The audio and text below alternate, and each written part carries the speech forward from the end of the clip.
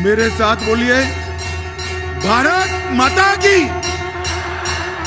क्यों भाई, विद्यार्थियों की आवाज को क्या हो गया है?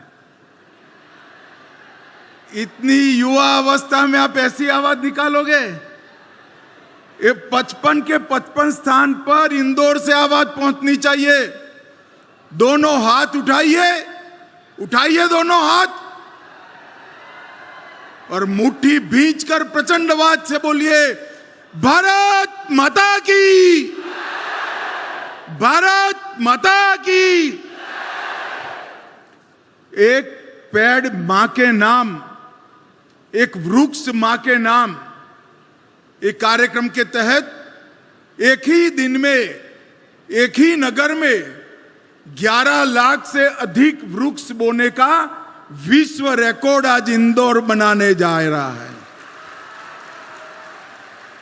मैं सभी विद्यार्थी भाई बहनों को भी कहना चाहूंगा कि आप छूट गए हैं तो आपके घर के आसपास ही एक पौधा जरूर आज लगा देना, अपनी मां का उपकार को याद करते हुए।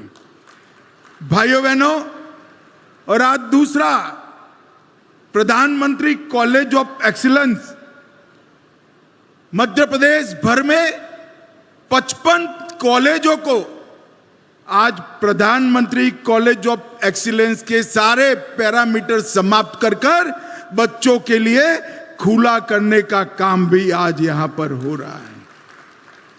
और जब मैं यहां आया हूं तब मैं आपको बताना चाहता हूं कि देश के प्रधानमंत्री नरेंद्र मोदी जी ने हम सब के लिए एक लक्ष्य रखा है कि 2047 में जब देश की आजादी के 100 साल समाप्त होंगे तब हमारा देश हर क्षेत्र के अंदर विश्व भर में सबसे प्रथम हमारा भारत होगा। ऐसा भारत का निर्माण करना है। और भाइयों और बहनों, अगर ऐसे भारत का निर्माण करना है तो शिक्षा की नींव मजबूत करे बगैर नहीं हो सकता। और इसलिए मोदी जी ने दूरदर्शिता के साथ 2020 में आने वाले 25 साल की जरूरियातों को पूरा करने वाली सभी चीजों को विजुलाइज कर नई शिक्षा नीति लाने का काम किया। ये नई शिक्षा नीति आने वाले 25 सालों तक भारत के विद्यार्थियों को विश्व भर के विद्यार्थियों के साथ स्पर्धा करने के योग्य बनाएगी। और दूसरी ओर हजारों साल हमारी पुरानी संस्कृति और भाषाओं के साथ भी हमारे विद्यार्थियों को जोड़ने का काम करेगी। मुझे बड़ा आनंद है, मैं मध्य प्रदेश सरकार को बहुत बहुत बधाई देना चाहता हूं, क्योंकि पूरे देश भर में अगर सबसे पहले नई शिक्षा नीति कहीं जमीन पर उतरी तो हमारे मध्य प्रदेश के अंदर जमीन पर उतारने का काम है। मुझे बरोबर याद है, उस वक्त अभी के मुख्यमंत्री मोहन जी उच्च शिक्षा मंत्री थे और एक कार्यक्रम में मैं आया था। पूरे देश भर में इंजीनियरिंग और मेडिकल साइंस का अभ्यासक्रम अगर कोई राज्य ने अपनी मातृभाषा में अनुवादित कर खुला रखा तो हमारे मध्य प्रदेश ने किया था।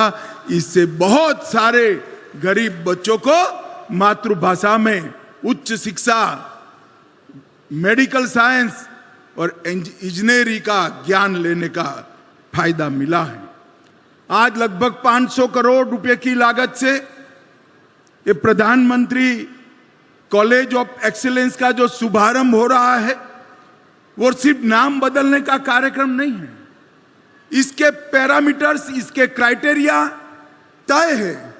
और मैंने आने से पहले हमारे इंदर परमार जी को ढंग से डिटेल मंगाया था कि 55 के 55 कॉलेज में ये सारे क्राइटेरिया पूरे हुए हैं या नहीं हुए हैं।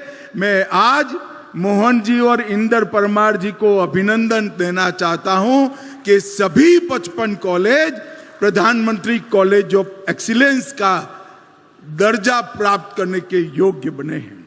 यहां पर कंपार्टमेंटल शिक्षा नहीं होगी, कंपार्टमेंटल एजुकेशन नहीं होगा। आप बीए करना चाहते हो और विज्ञान के किसी विषय में रुचि है तो उसका डिप्लोमा कर सकते हो, साथ में पढ़ सकते हो। आप कॉमर्स के विद्यार्थी है, कला में रुचि है, भाषा में रुचि है, तो भी आप आपका अभ्यास कर सकते हो।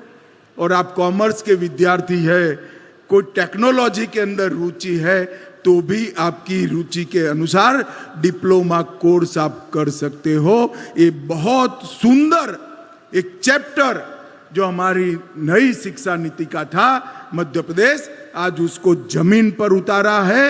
ये बहुत हर्ष की विषय है। भाई और बहनों, शिक्षा का उद्देश्य क्या है? शिक्षा का उद्देश्य विद्यार्थी के अंदर पड़ी हुई सभी शक्तियों को बाहर निकालना, उसको एक प्लेटफॉर्म देना और उसको विकसित होने का मौका देना। रटा रटाया ज्ञान और रटा रटाया सिलेबस रटकर परीक्षा में नंबर लाना तो सरल है, परंतु अपने अंदर जो गुण ईश्वर दत्त शक्तियां हैं उसको विकास कराना ये बहुत कठिन है। और आज मुझे हर्ष है कि प्रधानमंत्री कॉलेज ऑफ एक्सीलेंस जो 55 जितनी बड़ी संख्या में आज उद्घाटन जिसका हुआ है, वो विद्यार्थियों को बायोटेक्नोलॉजी, कंप्यूटर साइंस, संस्कृत, कला, भारतीय ज्ञान, ढेर सारे विषयों में अपनी रुचि के अनुसार काम करने का काम करेंगे। ये सभी कॉलेजों में बीएड का पाठ्यक्रम भी आरंभित किया है। बीएससी एग्रीकल्चर का पाठ्यक्रम भी आरंभ हो रहा है। इसके कारण कृषि भी वैज्ञानिक होगी, बच्चे कृषि के साथ जुड़ेंगे और स्वरोजगार के कई सारे नए अवसर यहां से होंगे। और बहुत सारे diploma courses, certificate courses IIT Delhi और कई सारी इंस्टीट्यूशन के साथ वर्बल तरीके से जोड़ने का काम किया गया है। और मध्य प्रदेश हिंदी ग्रंथ अकादमी के विद्यार्थी के पुस्तकों का केंद्र भी ये 55 के 55 महाविद्यालयों में शुरू किया है। आज मैं इंदौर वालों को कह रहा हूं, इंदौर अब तब कॉटन हब माना जाता था, स्वच्छता का हब माना जाता था, इंदौर अब एजुकेशन का हब बनने की दिशा में भी आगे बढ़ रहा है। और हमारा Indore pharma, automobile, textile, food processing ये सब विषयों में आगे बढ़ रहा है। और मुंबई को हम देश की आर्थिक राजधानी कहते हैं, मध्य प्रदेश की आर्थिक राजधानी कोई एक है तो हमारा इंदौर है। इसमें देश में किसी को कोई संशय नहीं। मध्य प्रदेश के अंदर नई शिक्षा के लिए, हायर एजुकेशन के लिए ढेर सारे इनिशिएटिव लिए हैं। कई सारे नए नए कोर्सेज शुरू किए हैं, कई सारे विश्वविद्यालय भी बनाए हैं। मगर मैं आज विद्यार्थियों को कहना चाहता हूं, आप सभी एक बार नई शिक्षा नीति को डाउनलोड कर या तो ऑनलाइन जरूर पढ़ें। ये नई शिक्षा नीति श्रीमान मोदी जी ने दूरदर्शिता के साथ हमारे युवाओं के भविष्य को संवारने के लिए बनाई है।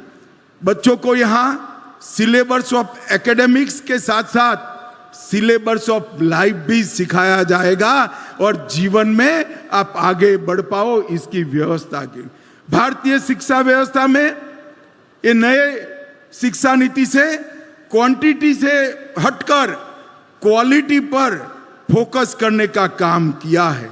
ऑर्थोडॉक्स थिंकिंग की जगह आउट ऑफ द बॉक्स सोचने की आदत विद्यार्थियों को डालने के लिए नई शिक्षा नीति में ढेर सारे उपक्रम है। वोकेशनल और स्किल ट्रेनिंग देकर इंडस्ट्री और एकेडमिया का गैप भरने का भी प्रयास शिक्षा नीति ने किया है। और 21वीं सदी में ग्लोबल लैंडस्केप से भारतीय शिक्षा पद्धति को जोड़ने का काम ये हमारी शिक्षा पद्धति करेगी। और इससे भारतीय युवा सिलेबस को रटने की जगह आइडिया की रचना पर बल देगा और डिग्री प्रदान करने की जगह युवा का 360 डेवलपमेंट हो, इस प्रकार की व्यवस्था हमारी नई शिक्षा नीति में है। यहाँ जो विद्यार्थी बैठे हैं, मैं सबको कहना चाहता हूँ, जीवन में अगर कोई सिद्धि प्राप्त करनी है तो सबसे पहले आपका लक्ष्य तय कर दीजिए कि जीवन में मुझे क्या बनना है, किस रास्ते पर आगे बढ़ना है। क्योंकि लक्ष्य के बगैर का जीवन समय बहाकर ले जाता है और लक्ष्य के साथ तय किए हुए रास्ते पर आप जीवन जियोगे तो आप समय को बहाकर ले जाओगे, समय भी आपको रोक नहीं पाएगा। और जब लक्ष्य तय हो जाता है तब कठोर परिश्रम का कोई विकल्प नहीं होता। कठोर परिश्रम ही हमें हमारे लक्ष्य तक पहुंचाता है। प्रारब्ध का भी आशीर्वाद तभी मिलता है जब पुरुषार्थ से हम इसकी पीठिका तैयार करें। सफलता पुरुषार्थ ने की हुई पीठिका पर प्रारब्ध के आशीर्वाद से बनती है।